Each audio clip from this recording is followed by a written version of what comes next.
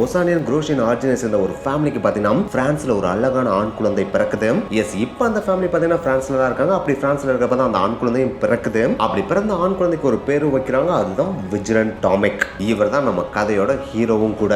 அப்படி டாமிக் பிறந்த ஒரு வயசுலயே பாத்தீங்கன்னா அவங்க அம்மாவுக்கு ஒரு மிகப்பெரிய ஆக்சிடென்ட் ஆகுது. அதுல பாத்தீங்கன்னா அவங்க அம்மாவோட கை கால்கள் செயலிழந்தும் போது. சோ அதனாலே டாமிக்கை வளர்க்க முடியாத சிச்சுவேஷனுக்கும் தள்ளப்படுறாங்க. இதனாலே டாமிக்கை பாத்தீங்கன்னா மறுபடியும் பொசானியாக்கே அனுப்பிவிட்டு அங்க இருக்க அங்கிள் அண்ட் ஆன்டி வீட்டுல வளர்க்க சொல்றாங்க.